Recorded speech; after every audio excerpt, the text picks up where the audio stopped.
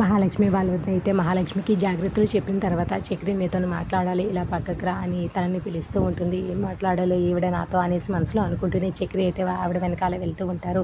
చూడు చక్రి, మహాలక్ష్మికి నీకు జరిగింది నిజమైన పెళ్లి కాదని నీకు తెలుసు, నాకు తెలుసు.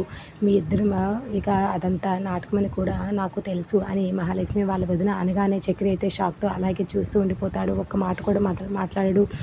కనీసం ఒక ఆడపిల్లకి ఉండవలసిన మినిమము ఈ వసతులు కూడా మీ ఇంట్లో లేవు. కాసేపట్లో నాకే ఉండలేకపోయాను అంటే మహాలక్ష్మి ఎంత ఇబ్బంది పడుతుంది. తన గోల్ ఇది కాదు, తన యాంబిషన్ ఇది కాదు.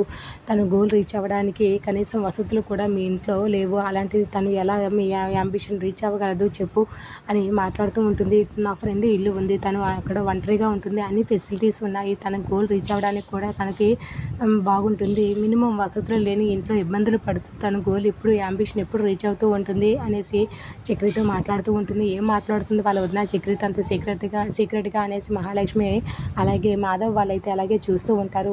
నువ్వే ఎలాగైనా సరే నా ఫ్రెండ్ ఇంట్లో ఉండడానికి ఒప్పించాలి చక్రి, తను నేను చెప్తే వినటం లేదు, నువ్వైనా తను ఒప్పుకునేలా చేయాలి అని చెప్తే ఇక చక్రి ఏం మాట్లాడాలో తెలియక అలాగే షాక్లో చూస్తూ ఉండిపోతూ ఉంటాడు.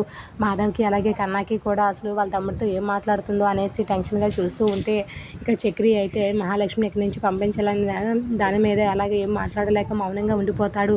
చెప్పు, నిజం చెప్పు, తనని నా ఫ్రెండ్ వాళ్ళ ఇంటికి పంపిస్తావు కదా, తన గోల్కి నువ్వు అడ్డు రావు కదా అనేసి అడుగుతుంది. మరి చక్రి నిర్ణయం ఏంటి? వచ్చే ఎపిసోడ్లో మిస్ కాకండి.